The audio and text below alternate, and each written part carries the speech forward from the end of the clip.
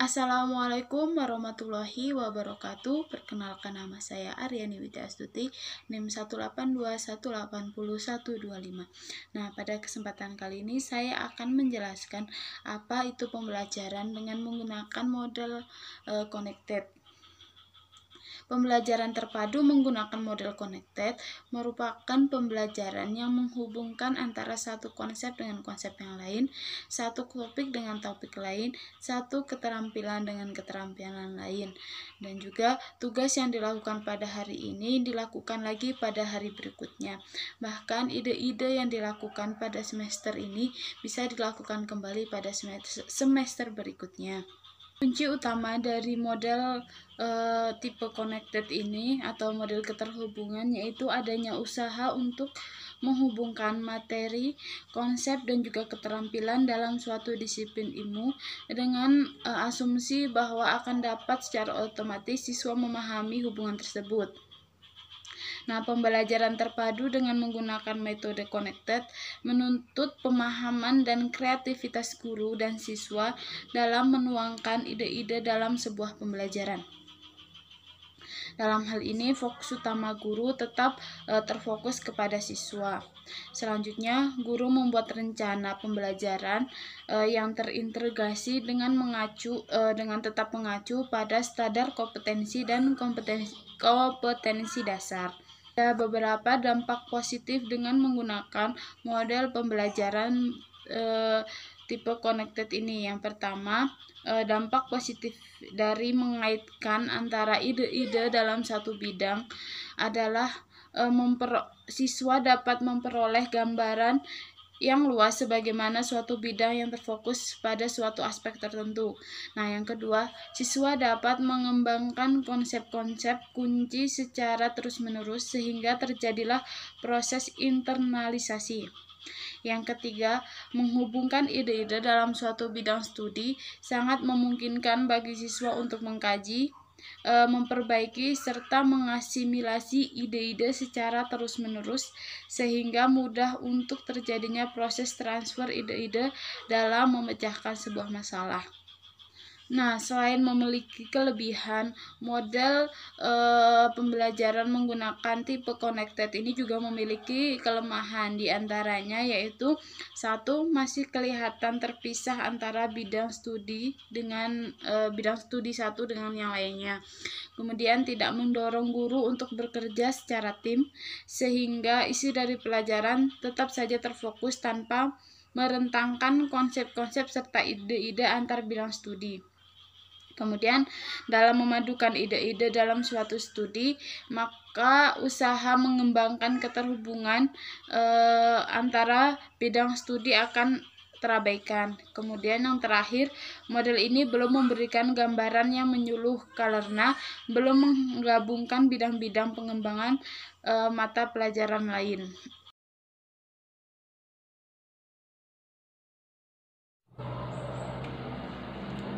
Assalamualaikum warahmatullahi wabarakatuh. Saya Zilvania Tamara, NIM 182180121. Di sini saya akan menjelaskan tentang bilangan pecahan menggunakan model connected. Assalamualaikum warahmatullahi wabarakatuh. Selamat pagi anak-anak. Gimana kabarnya hari ini? Alhamdulillah semuanya sehat. Nah, hari ini kita akan mempelajari tentang apa itu bilangan pecahan. Ada yang sudah tahu apa itu bilangan pecahan? Apa ayo? Ayo, siapa yang tahu apa itu bilangan pecahan? Ayo, Adit, apa ayo bilangan pecahan? Belum tahu. Rina, ayo apa bilangan pecahan? Belum tahu juga. Oh, jadi banyak yang belum tahu ya apa itu bilangan pecahan. Nah, di sini Ibu akan menjelaskan apa itu bilangan pecahan. Untuk itu, mari kita simak bersama-sama video tentang bilangan pecahan. Nah, di sini saya akan menjelaskan tentang bilangan cacah. Tapi sebelumnya, ada yang tahu belum sih apa itu bilangan cacah? Dan bilangan apa saja yang termasuk dalam bilangan cacah? Kalau belum tahu, simak video ini sampai habis ya teman-teman. Dimulai dari pengertian bilangan cacah. Apa sih bilangan cacah itu? Bilangan cacah merupakan bilangan yang dimulai dari angka 0 dan dilanjutkan dengan bilangan bulat positif. Nah, itu pengertian dari bilangan cacah. Nah, kalau lebih jelasnya, bilangan apa saja sih yang termasuk dalam bilangan cacah? Ini dia bilangannya. Yang pertama yaitu bilangan yang dimulai dari angka 0 dan dilanjutkan dengan bilangan bulat positif. Jadi 0, 1, 2, 3, 4, 5, 6, 7, dan seterusnya. Bilangan cacah dimulai dari angka 0. Nah, itu 0. Dari bilangan 1 sampai 7 dan seterusnya itu masuk dalam bilangan bulat positif. Kesimpulannya, bilangan cacah yaitu bilangan yang dimulai dari angka 0 dan dilanjutkan dengan bilangan bulat positif. Biar lebih paham, coba kalian kerjakan soal ini ya. Nah, sampai di sini dulu penjelasan tentang bilangan cacah. Semoga bermanfaat. Dan terima kasih.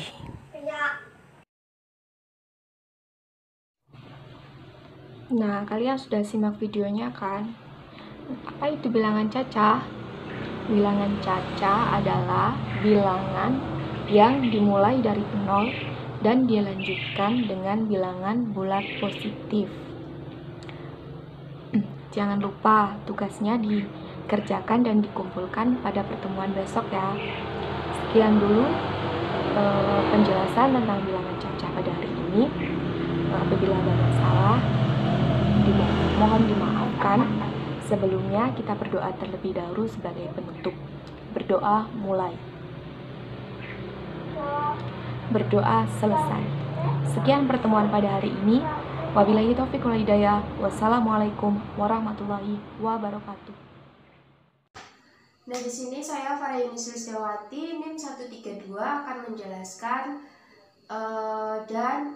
materi serta menerapkan atau mengimplementasikan pembelajaran metode connected dengan pembelajaran yang ada di sekolah.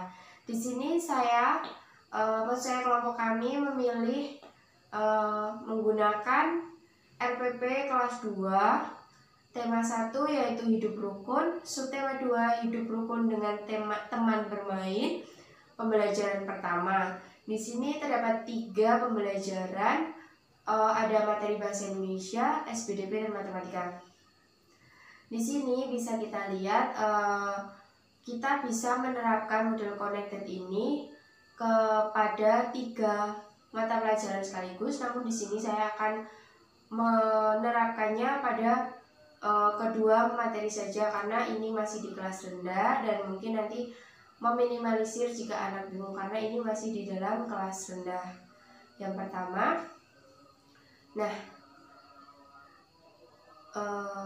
pembelajaran kali ini kita akan mempelajari bahasa Indonesia dan matematika. Untuk bahasa Indonesia kita belajar tentang menjelaskan kalimat ungkapan, ajakan, perintah, penolakan yang terdapat dalam kehidupan sehari-hari. Dan untuk matematikanya kita belajar tentang bilangan cacah. Langsung saja kita mulai ke penerapannya. Nah, di sini kita akan belajar tentang kalimat ajakan, penolakan, dan perintah. Di sini kita contohkan ada 2 orang anak yang bernama Rudi dan Budi. Rudi mengajak Budi untuk bermain kelereng di lapangan. Rudi, ayo kita bermain kelereng di lapangan. Lalu Budi menjawab, ayo kita bermain, tapi minta tolong ambilkan sendalku yang ada di samping rumah. Lalu Budi menjawab, Aku tidak mau. Di situ banyak nyamuk. Nah, dalam 3 kalimat tersebut sudah ada 3 kalimat yang menunjukkan kalimat ajakan, kalimat perintah, dan kalimat penolakan.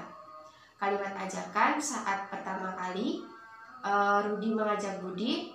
Kalimat penolakan, kalimat perintah saat Budi meminta tolong untuk mengambilkan sendalnya. Dan kalimat penolakan saat Rudi tidak mau mengambilkan sendalnya Budi. Selanjutnya, saat mereka ingin bermain, mereka menghitung banyaknya jumlah kelereng yang mereka akan bawa. Mereka mengurutkan kelereng-kelereng tersebut sesuai dengan banyaknya, karena kelereng-kelereng tersebut masih terdapat dalam suatu wadah yang berisikan kelereng-kelereng yang berbeda jumlahnya. Nah, di sini kita contohkan penerapan dari bilangan cacah. Di sini terdapat angka 1, 5, 3, 4, dan 2. Kita contohkan di sini ada kelereng yang jumlahnya ada 1, 5, 3, 4, dan 2. Nah, di sini kita akan mengurutkan dari yang terkecil ke yang terbesar. Sebelumnya kita harus tahu apa itu bilangan cacah dan yang sudah dijelaskan di materi sebelumnya. Bilangan cacah itu nanti kita urutkan dari yang terkecil dan yang terbesar sesuai dengan jumlah apa yang ada di kelereng tersebut. Yang pertama, yang terkecil dari semuanya yaitu angka 1. Nah, selanjutnya yaitu 2, dan selanjutnya 3, 4, dan 5. Nah, ini jika diurutkan dari yang terkecil ke yang terbesar. Kita bisa melihat dari jumlah kelereng yang ada di papan tulis ini. Jika kita ubah menjadi yang terbesar,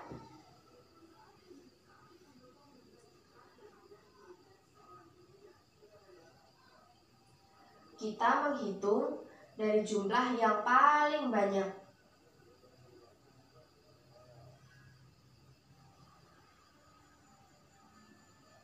Yaitu dari angka 5, 4, 3, 2, dan 1.